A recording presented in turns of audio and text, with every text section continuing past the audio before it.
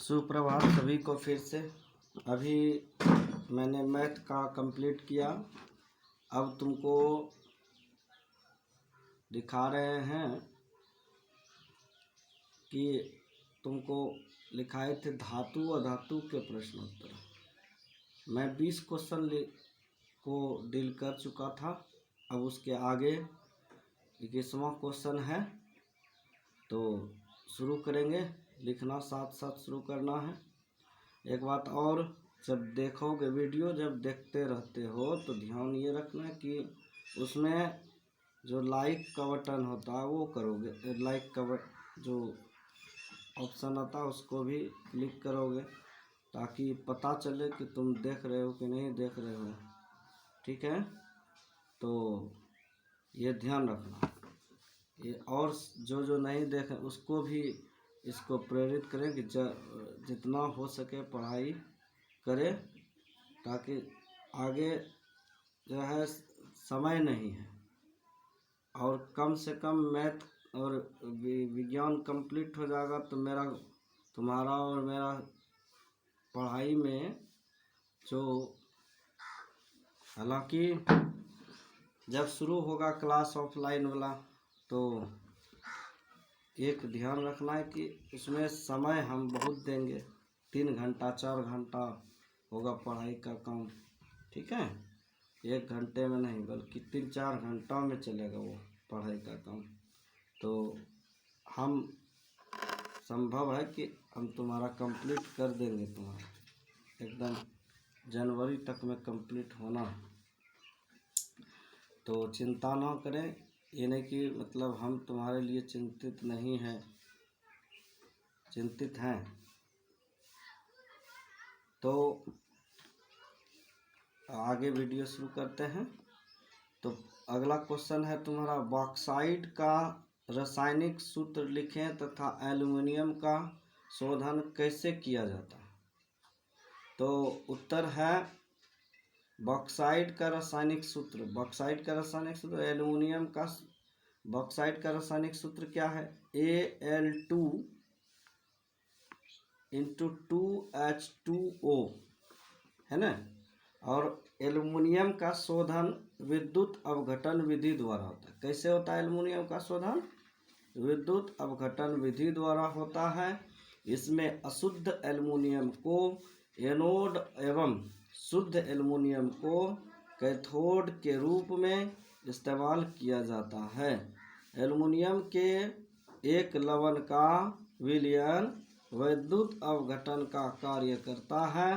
विद्युत धारा प्रवाहित करने पर एनोड से शुद्ध धातु निकलकर विलयन में जाती है और विलयन में से उतनी ही शुद्ध धातु कैथोड पर एकत्रित हो जाती है। तो ये क्वेश्चन कंप्लीट हो गया होगा, लिख लिया होगा। अगला क्वेश्चन देखते हैं। अगला क्वेश्चन है, धातु कर्म क्या है? इनके विभिन्न चरणों को लिखिए। धातु कर्म क्या है? इनके विभिन्न चरणों को लिखिए। तो उत्तर है, धातु कर्म वह विधि है जिसके द्वारा अयस्क से शुद्ध धातु का निष्कर्षण होता है। अयस्क से शुद्ध धातु का निष्कर्षण कई चरणों से होता है। यानी देखो, धातु कर्म क्या है? देखो, तो धातु कर्म वह विधि, एक विधि है जिसके द्वारा अयस्क शुद्ध धातु का निष्कर्षण हो। जिसके द्वारा अयस्क से, यानी उस विधि से क्या किया जाता है? अयस्क से धातु का निष्कर्षण, यानी धातु को अलग किया जाता है। ठीक है, अयस्क से शुद्ध धातु का निष्कर्षण कई चरण। उसका मतलब जैसे धान की कटाई जब होती है, देखता होगा, तो उसका कई चरण होता है। यानी धान, हम जो घर में चावल खाते हैं उसका, तो कैसे हम खाते हैं? डायरेक्ट मतलब काट करके लाया और शुरू कर देते हैं कि उसका चरण होता है। पहला चरण होता है उसको काटना, फिर उसको पत्तन के रूप में सुखाना, फिर कई प्रक्रियाएं जानवे करते हो। तो वही प्रक्रिया द्वारा तो तब लास्ट में जब उसका जो है अंतिम चरण होता है, जब धान कुटा करके फिर उससे वो भूसा निकाला जाता है, यानी गुंडा निकाला जाता है, तब उसके बाद हम उसका उपयोग कर पाते हैं। उसी प्रकार अयस्क से जो धातु का निष्कर्षण होगा उसका कई चरण होता है, यानी वो धातु हम ऐसे ही नहीं प्राप्त कर लेते हैं। तो वही बात है, अयस्कों से गैंग को हटाने की प्रक्रिया। ये गैंग क्या है? गैंग में कई चीज़ें होता है, यानी मिट्टी लगा रहता है, पत्थर बालू इत्यादि जो उसमें मिला हुआ रहता है उसको अलग करना है। दूसरा है निस्तापन, भर्जन, जारन, अपघटन इत्यादि विधि द्वारा प्रयोग करके धातुओं का निष्कर्षण होता है। अशुद्ध धातुओं को विभिन्न विधियों जैसे विद्युत अपघटनी इत्यादि द्वारा शुद्ध किया जाता है। ठीक है, कई चरण है। तो मैंने ये इस क्वेश्चन को डील किया, ये लिख लोगे, समझ में आ गई। अगला क्वेश्चन देखिए। अगला क्वेश्चन है इलेक्ट्रॉनिक विन्यास किसे कहते हैं? क्या है अगला क्वेश्चन? इलेक्ट्रॉनिक विन्यास किसे कहते हैं?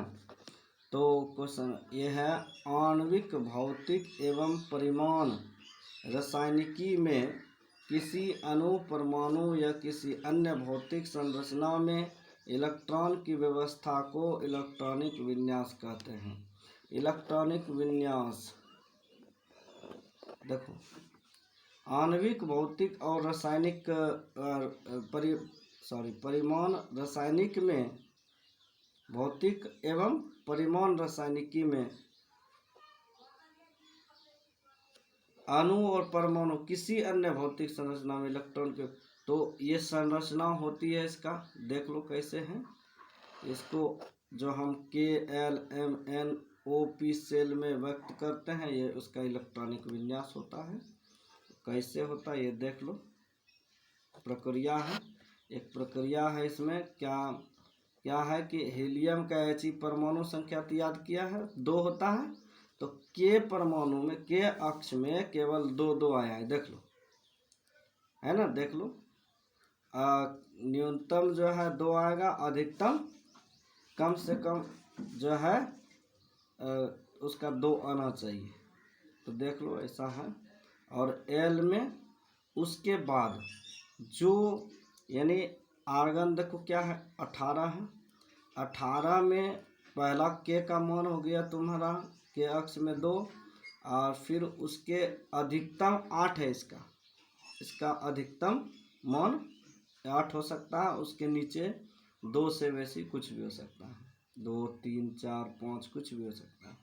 ठीक है, तो यहाँ देखो, समझ में आ गई। अब देखो इसको लिख लेना, देख लो अगला क्वेश्चन देखो, इलेक्ट्रॉन बिंदु विन्यास। किसी भी रासायनिक बंधन के बनने में परमाणु के बाह्यतम सेल या कक्षा के इलेक्ट्रॉन ही भाग लेते हैं।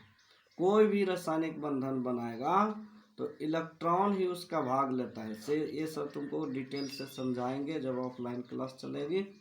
संयोजी इलेक्ट्रॉन कहते हैं इन इलेक्ट्रॉनों को परमाणु के संकेत के चतुर्दिक बिंदुओं के रूप में, जैसे देखो C है ना, कार्बन के ये भाग हुआ, ये बिंदु हुआ, A भाग हुआ, ऐसे जो है बाह्यतम कक्षा वाला जितना होगा, जैसे ये 8 है ना, ये उसी प्रकार के बाह्यतम कक्षा वाला इलेक्ट्रॉन को भाग लेना है।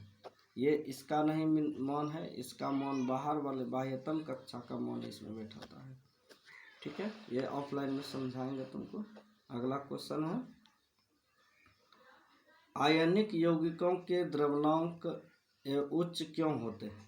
आयनिक यानी उस पर आयन, जिस यौगिक पर आयन ज़्यादा होता है वो यौगिक द्रव्यनांक उस यौगिक का द्रव्यनांक उच्च क्यों होता है, वही बताना। आयनिक यौगिकों के क्रिस्टल ये जालक में धन आयन एवं ऋण आयन एक निश्चित क्रम में व्यवस्थित रहते हैं और परस्पर प्रबल अंतरआण्विक आकर्षण बल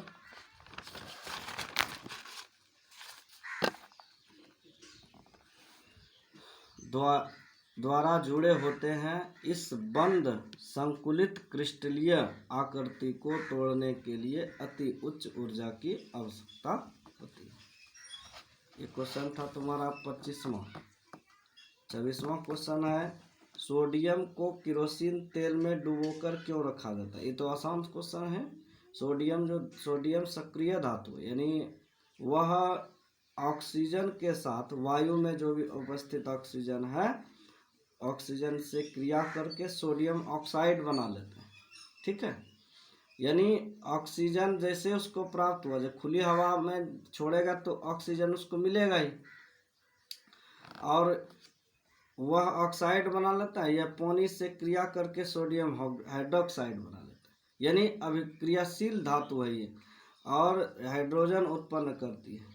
वायु में खुली छोड़ देने पर यह आग पकड़ लेता है। क्या हो जाता है?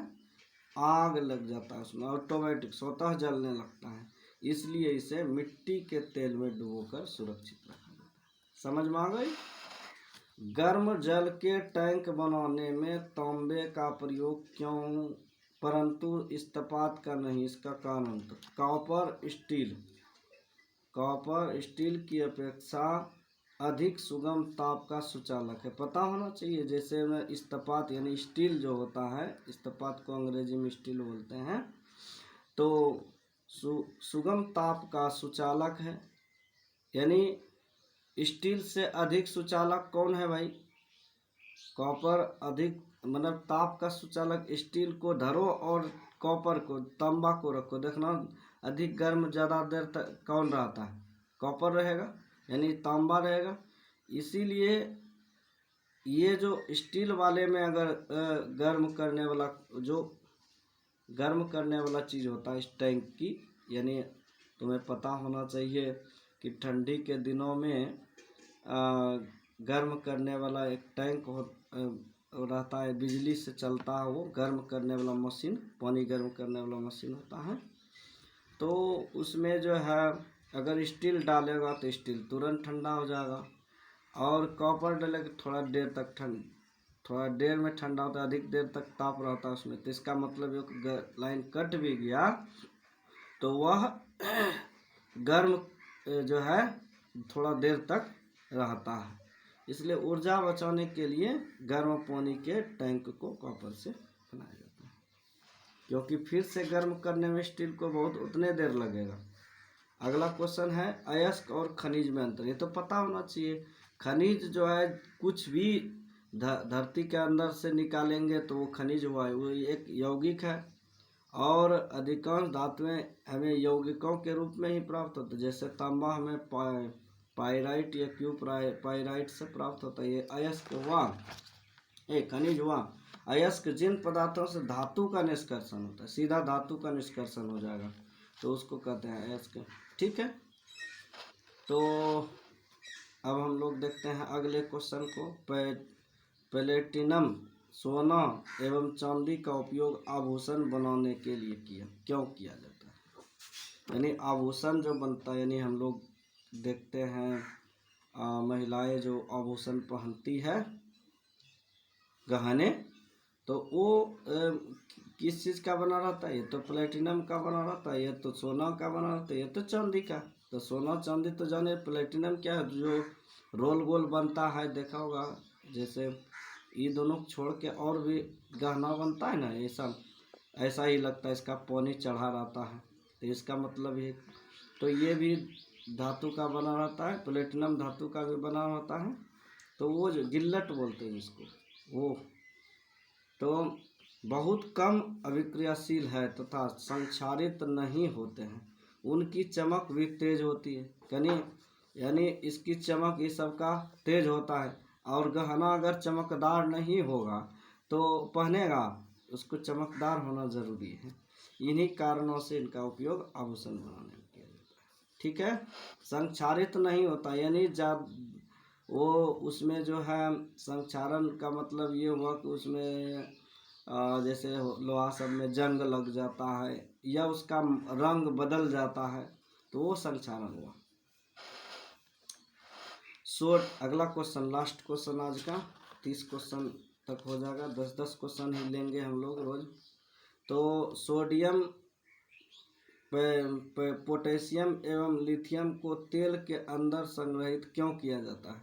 यानी सोडियम अभी तो देखा, सोडियम को और पोटेशियम को, लिथियम को तेल के अंदर रखा जाता है। तो मैंने तो उसको बताया था कि अभिक्रियाशील होता है, और अभिक्रियाशील होने के कारण वह जो जैसे वायु में छोड़ेगा, खाली जगह में छोड़ देगा ऐसे ही वातावरण में, तो वह अपने आप उसमें आग लग जाती है। इसलिए इसको केरोसिन तेल में संग्रहित करके रखा जाता है।